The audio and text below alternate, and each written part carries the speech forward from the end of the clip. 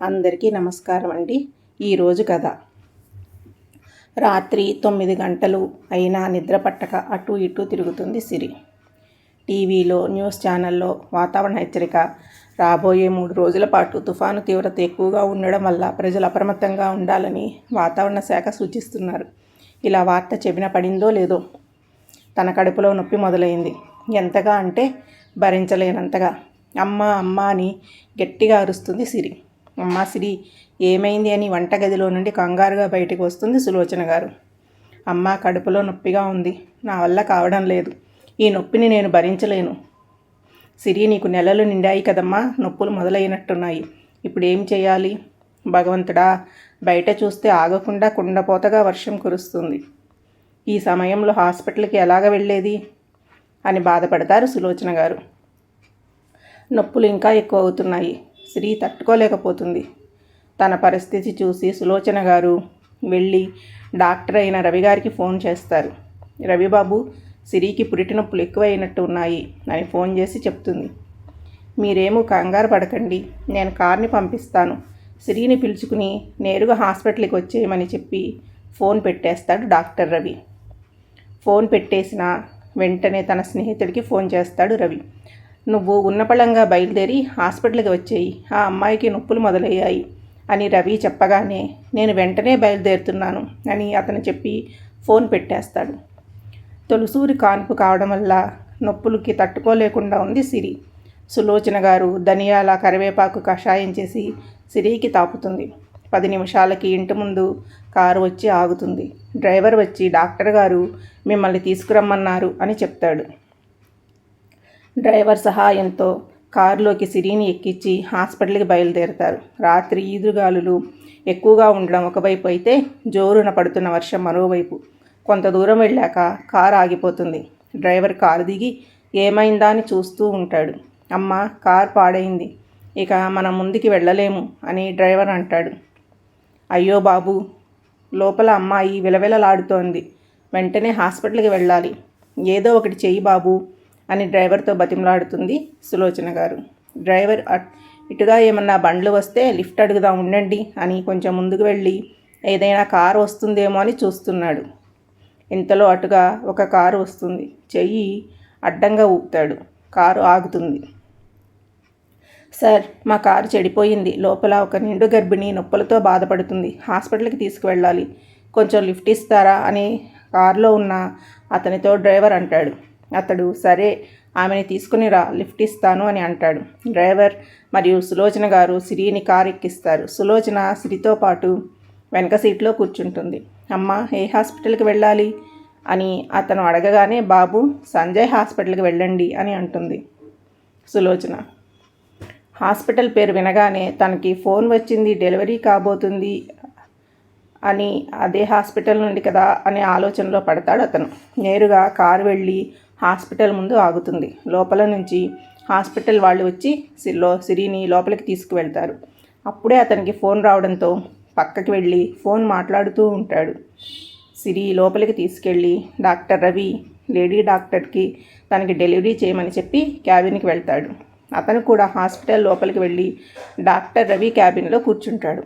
ఇద్దరూ ఏదో విషయం గురించి మాట్లాడుకుంటూ ఉన్నారు. అతని మనసుకు ఎందుకో అదోలాగా ఉంది. ఇందాక కారులో ఉన్న అమ్మాయి పడుతున్న బాధని చూసినప్పటి నుంచి ఒక అమ్మాయి తల్లి కావాలంటే ఇంత బాధపడుతుందా అని ఆలోచిస్తున్నాడు. ఏంటిరా, వచ్చినప్పటి నుంచి అదోలా ఉన్నావు, ఏమైంది అని అడుగుతాడు రవి. ఏమోరా, తెలియదు, నేను ఇలా చేయడం కరెక్టేనా అనిపిస్తుంది. ఇందులో ఏముందిరా, నీకు అవకాశం, వాళ్ళకి అవసరం, అంతే, దీని గురించి ఎక్కువగా ఆలోచించకు, కాఫీ తెప్పిస్తాను, తాగి రిలాక్స్ అవ్వు, నేను ఇప్పుడే వస్తాను అని చెప్పి బయటికి వెళ్ళిపోతాడు రవి. రవి వెళ్ళగానే తన కారులో వచ్చిన అమ్మాయే ఆ అమ్మాయి అయి ఉంటుందా అని ఆలోచిస్తున్నాడు అతను. డెలివరీకి తీసుకెళ్లిన సిరిని జాగ్రత్తగా చూడమని అందరికీ చెప్తాడు రవి. ఆపరేషన్ రూము ముందు సులోచన గారు కూర్చుని కంగారు పడుతూ ఉంటారు. దాదాపు గంట తర్వాత ఆపరేషన్ గది నుండి చిన్న బిడ్డ ఏడవడం వినపడుతుంది. సులోచన గారు సంతోషంతో దేవుణ్ణి వేడుకుంటారు. గది నుండి నర్స్ బయటికి రాగానే, అమ్మ, ఏ బిడ్డ పుట్టింది అని సులోచన గారు అడుగుతారు. నర్స్ పండంటి మగబిడ్డ పుట్టాడు అని చెప్పి వెళ్ళిపోతుంది. ఆవిడ చాలా సంతోషం పడతారు. కానీ ఆ సంతోషం ఒక్క నిమిషంలో దూరం అవుతుంది. జరగబోయేది తెలిస్తే తన కూతురు ఏమవుతుందో, ఎలా తట్టుకోగలుగుతుందో అని ఏడుస్తుంది సులోచన. బిడ్డ పుట్టాక స్పృహ కోల్పోతుంది సిరి. బిడ్డని అంతా క్లీన్ చేసి అన్ని విధాలా బిడ్డ ఆరోగ్యంగా ఉన్నాడు అని చెక్ చేసి ఉయ్యలలో పడుకోబెట్టి లేడీ డాక్టర్ వెళ్ళిపోతారు. 1 గంట తర్వాత తన స్తనాలు బరువు ఎక్కుతుండడం, దారుల్లో ఏరులై పారడానికి సిద్ధంగా ఉన్నట్టు తనకు తెలుస్తున్న వేళ తన మాతృత్వాన్ని గుర్తుకు తెస్తుంటే మెల్లగా కళ్ళు తెరిచి చూసింది సిరి. తన పక్కనే ఉన్న ఉయ్యాల ఖాళీగా ఉండడంతో ఎదురుగా ఉన్న నర్సుని తన బాబు ఎక్కడా అని అడుగుతుంది సిరి. ఆ నర్సు, నేను చూడలేదు, ఇప్పుడే ఇక్కడికి వచ్చాను, బహుశా బాబుని చెక్ చేయడానికి పిల్లల డాక్టర్ దగ్గరికి తీసుకెళ్లారేమో అని చెబుతుంది. బయట మా అమ్మగారు ఉన్నారు, పిలుస్తారా అని సిరి నర్సుతో అంటుంది. నర్సు వెళ్ళి, అమ్మ, పేషెంట్ గారి అమ్మ మీరేనా అని అడుగుతుంది. సులోచన గారు, అవును నేనే అమ్మా అని అంటారు. మిమ్మల్ని పిలుస్తున్నారు, లోపలికి రండి అని నర్సు అనడంతో సులోచన గారు లోపలికి వెళ్తారు. సులోచన గారిని చూడగానే సిరి, అమ్మ నా బాబు ఎక్కడా అని అడుగుతుంది.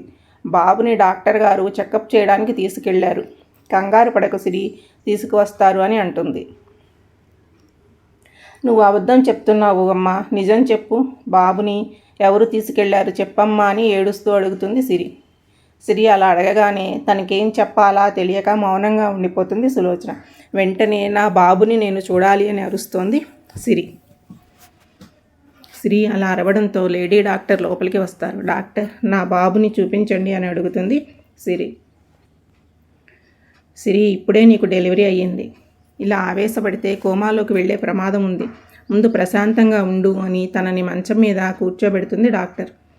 కన్నతల్లికి కన్నబిడ్డ ముఖం కూడా చూడకుండా తీసుకెళ్ళి పోతారా? అలా ఎలా వేరు చేస్తారు డాక్టర్? మనసారా ఒక్కసారి కూడా తనని చూడలేదు అని అంటుంది సిరి. సిరి, నువ్వు ఏమీ చిన్నపిల్లవి కాదు, నీకు అంతా తెలిసే కదా ఒప్పుకున్నావు, కానీ ఇప్పుడు గోల చేస్తే ఎలా? అవును డాక్టర్, నా ఇష్ట ప్రకారమే జరిగింది, కానీ నా మాతృత్వాన్ని కూడా పంచుకోనట్టే నా నుండి నా బిడ్డని దూరం చేస్తారా? ఇదేమన్నా న్యాయంగా ఉందా అని అడుగుతుంది సిరి. సిరి, నువ్వు ఎంత ఏడ్చినా గోల చేసినా నీ బిడ్డ తిరిగి రాడు, అనవసరంగా బాధపడి నీ ఆరోగ్యం పాడు చేసుకోకు అని డాక్టర్ అనగానే సిరికి కళ్ళు తిరిగినట్టు అయ్యి మంచం మీద పడిపోతుంది. అమ్మా సిరి, పరుగున వస్తారు సులోచన గారు. వెంటనే సిరిని మంచం మీద పడుకోబెట్టి డాక్టర్ ఇంజెక్షన్ చేస్తుంది. చూడండి, మీ అమ్మాయి ఇలాగే బాధపడితే చాలా కష్టం, ఇప్పుడు స్పృహలో లేదు, కొద్దిసేపటికి మెలకువ వస్తుంది, తనకి మీరే ఎలాగో అలాగా నచ్చ చెప్పాలి, జాగ్రత్తగా చూసుకోండి అని చెప్పి వెళ్ళిపోతారు డాక్టర్.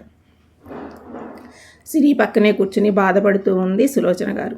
మా వల్లే ఈరోజు నీకు ఈ పరిస్థితి వచ్చింది, పెళ్లి చేసి అత్తవారింటికి పంపించాల్సిన మేము నీ జీవితం నాశనం అవ్వడానికి కారణమయ్యాము. పెళ్ళిడికి వచ్చిన సిరికి పెళ్లి చేయాలి అనుకునే సమయంలో సిరి నాన్నగారికి ఆరోగ్యం సీరియస్ కావడంతో తప్పనిసరి పరిస్థితుల్లో డబ్బులు 10 లక్షలు అవసరం అవ్వడం కారణంగా సిరి సరోగసీ ద్వారా వేరే వాళ్లకు బిడ్డను కనడానికి సిద్ధమయ్యింది, తన తండ్రిని రక్షించుకోవడానికి.